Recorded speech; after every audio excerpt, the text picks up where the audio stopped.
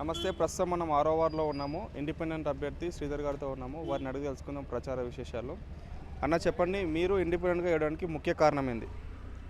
నమస్తే అండి. నా పేరు బండ్లగూడెం శ్రీధర్. నేను మొయినాబాద్ మున్సిపాలిటీ 6వ వార్డు ఇండిపెండెంట్ అభ్యర్థిగా నిలబడిన. నా ముఖ్య ప్రచార కార్యక్రమం ఎట్లా జరుగుతుందంటే, ప్రజల ఆదరణ చాలా బాగుంది. ప్రజలు నన్ను ఆశీర్వదిస్తున్నారు.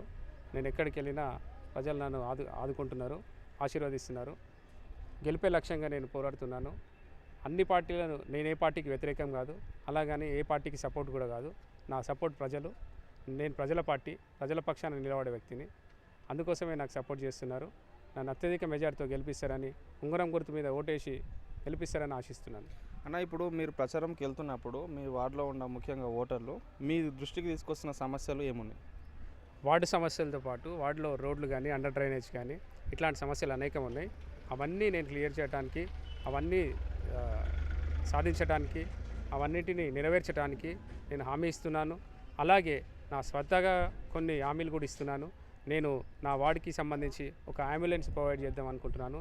నా ముఖ్యమైన ఎజెండా ఏంటంటే విద్యా వైద్యం. ఎవరైనా పిల్లలు 10th క్లాస్ చదువుకొని వాళ్ళ హైయర్ ఎడ్యుకేషన్కి ఏమైనా ఇబ్బందులున్నా, ఆర్థిక స్తోమత లేకున్నా, నేను వాళ్ళ స్కాలర్షిప్స్ ఇచ్చి వాళ్ళని ఆదుకొని వాళ్ళని హైయర్ ఎడ్యుకేషన్కి హెల్ప్ చేయాలనుకుంటున్నాను.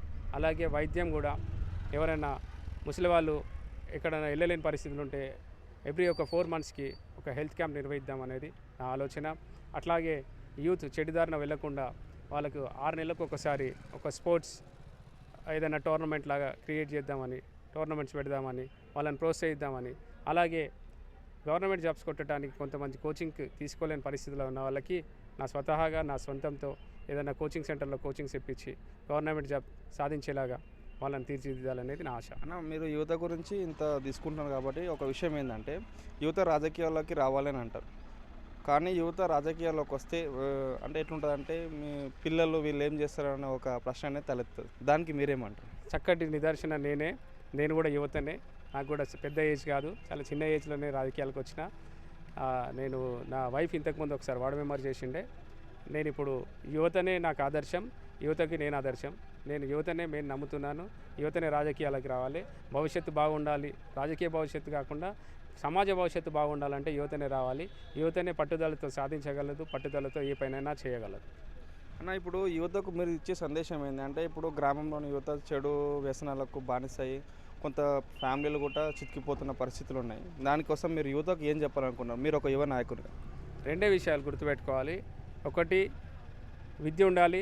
విద్య ఉంటే చెడు అలవాటుకి వెళ్ళే పరిస్థితి ఉండదు, టైం ఉండదు. లేదా స్పోర్ట్స్ ఉండాలి, దానికి కూడా చెడు అలవాట్లకి వెళ్ళే అలవాటు ఉండకుండా ఉంటుంది. అందుకోసం ఈ విద్యా వైద్యం మీద మనం ఫోకస్ చేయగలిగితే మిగతావన్నీ సెట్ అవుతాయి అనేది నా ఆలోచన. ఇప్పుడు మీ వార్డులో ఉన్న పార్టీల ప్రభావం ఓటర్లపైన ఎంతవరకు ఉంటుంది? ఉండొచ్చు, ప్రలోభాలు పెడుతుండొచ్చు, చాలా రకాల ప్రలోభాలు ఉండొచ్చు. కానీ అంతిమంగా జనాలు నా వైపు ఉన్నారు, నాకే సపోర్ట్ చేస్తున్నారు అనేది నా ఆలోచన. అంటే రేపు పొద్దున మీ వార్డులో గెలిచిన తర్వాత అంటే మీరు విద్యా వైద్యంతో పాటు ఇంకా ఎలాంటి అభివృద్ధి కార్యక్రమాలు చేపట్టబోతున్నారు? మౌలిక వసతులన్నీ కల్పిస్తాను. అండర్ డ్రైనేజ్ కానివ్వండి, సీసీ రోడ్స్ కానివ్వండి, లేదా వాటర్ ప్రాబ్లం ఎక్కడున్నా, ఏ సమస్య ఉన్నా నా ప్రజలకు అందుబాటులో ఉంటానని నేను హామీ ఇస్తున్నాను. అంటే ఇప్పుడు మీరు చెప్పిన కొన్ని హామీలు ఏవైతే ఉన్నాయో విద్యా వైద్యానికి సంబంధించి, అవి కొంత ప్రభుత్వం నుంచి చేయవచ్చు, కొంత సొంత నిధులతో చేయాల్సిన అవసరం ఉంటుంది. దానికోసం మీరు ఎంతవరకు చేసే అవకాశం ఉంటుంది? ఎక్కడ వీలైతే ఎక్కడ పాసిబిలిటీ ఉంటే అక్కడ నేను ప్రభుత్వం తరఫు నుంచి కానివ్వండి, సొంత నిధులతో కానివ్వండి, నేను ఎక్కడ వీలైన చోటల్లా ఆ ప్రయత్నాలు చేయడానికి, ఆ పనులు చేయడానికి నేను ముందంజలో ఉంటాను. అంటే గత 2 సంవత్సరాలుగా ప్రభుత్వం ఏం లేదంటే, కరోనా వచ్చిన తర్వాత ఒక 5 సంవత్సరాల తర్వాత ప్రతి విలేజ్కి కానీ బస్సు సౌకర్యాలు అనేవి కొంచెం ఇబ్బందిగా ఉంది. దానికోసం మీరు ఏమైనా చేయగలుగుతారు? డిపో మేనేజర్స్తో కానీ, రోడ్డు రవాణా శాఖ మంత్రితో కానీ మాట్లాడి, మా లేని చోటల్లా ఎస్పెషల్లీ మా వార్డు విషయంలో స్పెషల్ కేర్ తీసుకొని, మా వార్డు విషయానికి ఏ బస్సు సౌకర్యం కావాలన్నా డిపో మేనేజర్తో కానీ, లేదా రవాణా సంస్థ మంత్రి గారితో కానీ వెళ్ళి కలిసి ఆ ప్రాబ్లమ్ని సాల్వ్ చేయడానికి నేను 100% కృషి చేస్తాను. ఇంకేమన్నా వార్డులో ఉన్న ఓటర్లను ఉద్దేశించి మీరేం చెప్పాలనుకుంటున్నారు?